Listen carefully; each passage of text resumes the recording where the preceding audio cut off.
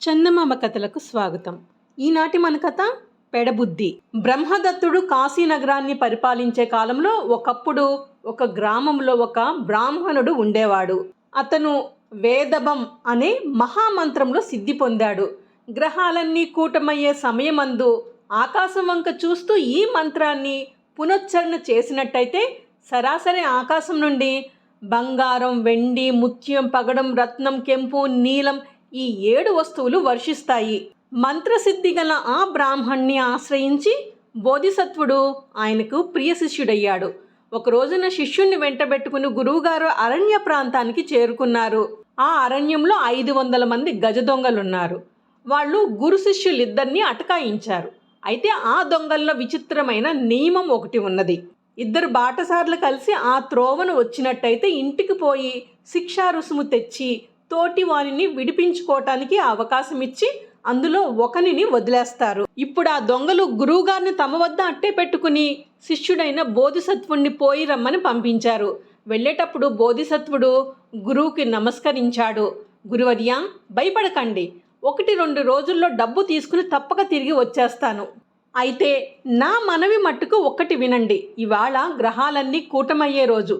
కొంపతీసి ఇవాళ మాత్రం మంత్రం జపించి రత్నాల వర్షం రప్పించకండి. అలా చేశారంటే మీకు ఈ దొంగలకు కూడా తీరని ముప్పు కలిగి తీరుతుంది.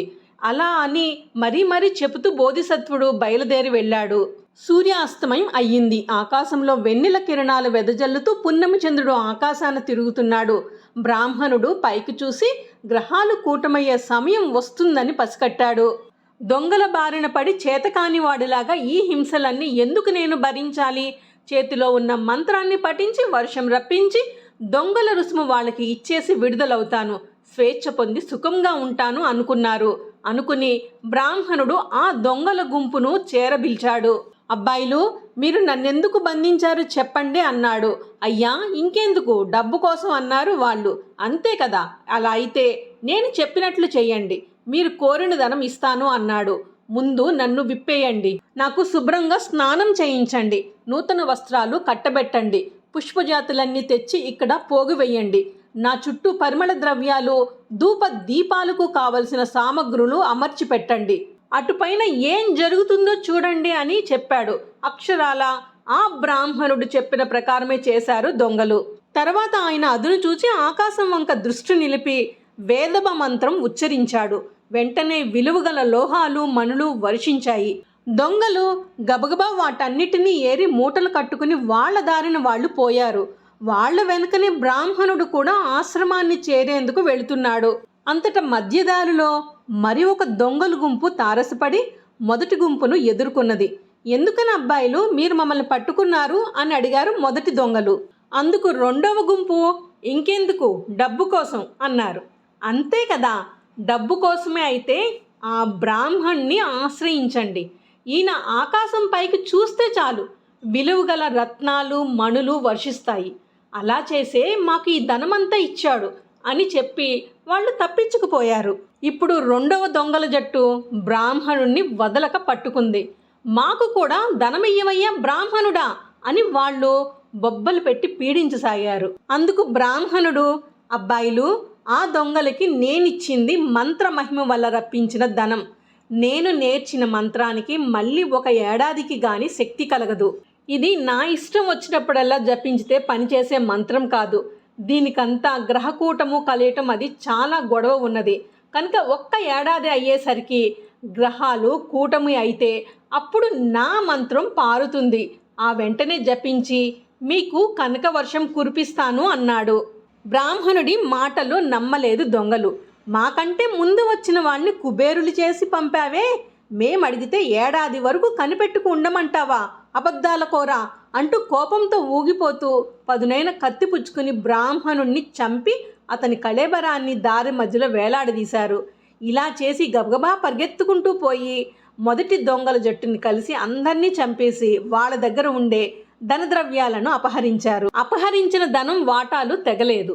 ఆ రెండవ జట్టు దొంగల్లో వాళ్ళకే 2 కక్షలు ఏర్పడ్డాయి. ధనం కోసం 2 కక్షల వాళ్ళు పోరాడుకున్నారు. పోరాటంలో మొత్తం దొంగలు నరుక్కు చావుగా చివరకు ఇద్దరు మిగిలారు. ఇలా మిగిలిన దొంగలిద్దరూ ధనాన్నంతటినీ సమీపంలోని ఒక అరణ్యంలో దాచిపెట్టారు. అందులో ఒకడు ఆ ధనానికి కాపలా కాస్తూ ఉండగా రెండో వాడు తినుబండారాలు తేవటానికి ఊళ్ళోకి వెళ్ళాడు. ధనాగారం వద్ద కూర్చున్న దొంగ, నా నేస్తం వస్తే అయాచితంగా ఆ ధనంలో సగభాగం కబళించుకుపోతాడే, ఎలా అని ఆలోచనలో కుమిలిపోసాగాడు.